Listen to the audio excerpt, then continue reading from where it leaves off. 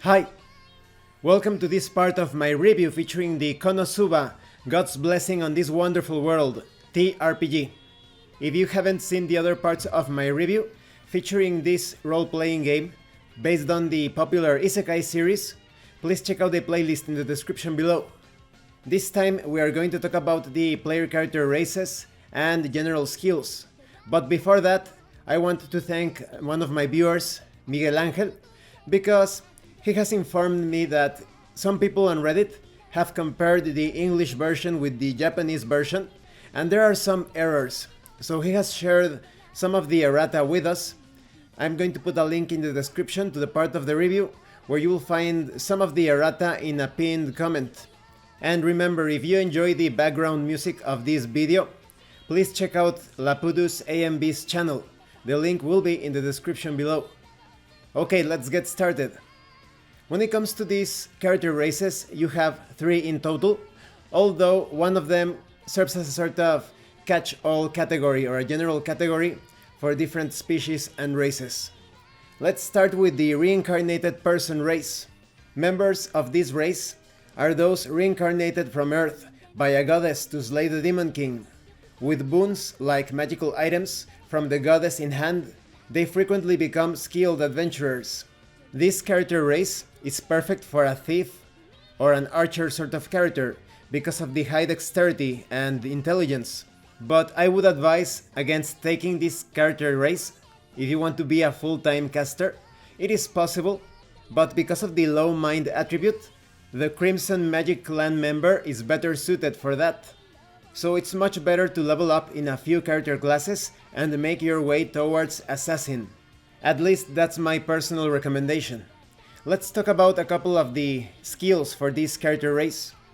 You have Reincarnation Boon, Armor. This is a skill representing your choice of Reincarnation Boon being a sturdy piece of armor.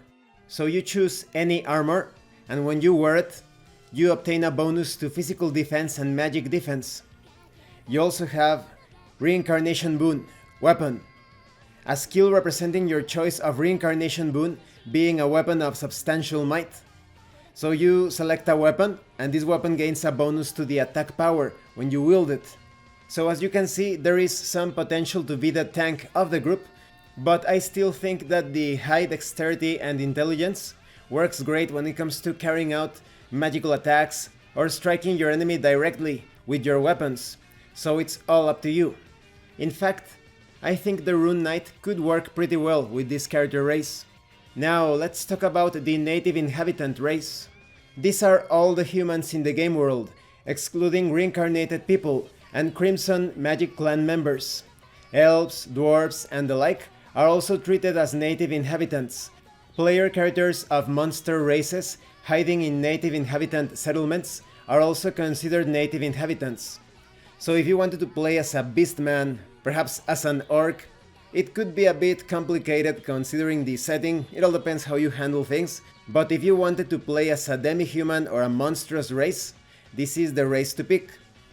So the native inhabitant is pretty versatile, pretty balanced in the attributes, but it leans a bit more towards tanking in my opinion because of the high strength. So if you want to play as a warrior, as a lancer, as a knight, perhaps eventually becoming a crusader, this would be a great race to choose. Let's talk about a couple of the skills for this character race. You have Combat Arts. You're skilled in martial arts that employ a variety of weapons. You can even handle weapons you've never used before with ease. It is something you were born with, something given to you from the gods. There is also Stalwart. You gain a bonus to physical defense.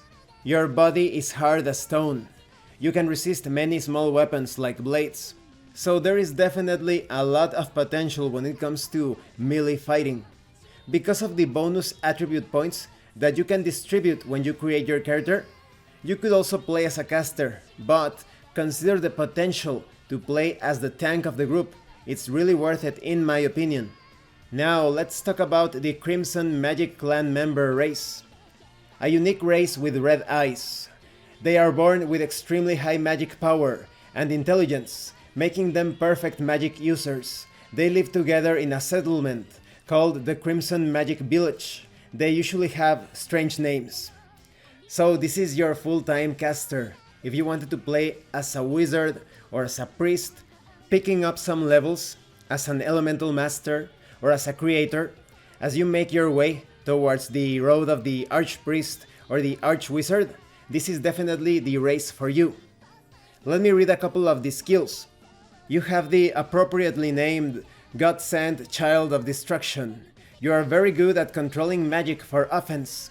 It's only a slight difference, but one that could mean the difference between life and death. There is also great magic power. You were born with higher magical capabilities than many of the other Crimson Magic clan members. So these skills tell you everything that you need to know about the potential of this character race to be a full-time caster. It would also be an interesting proposition to play as a hybrid caster melee fighter, but definitely where you shine is keeping away from the enemies and casting those immensely powerful spells.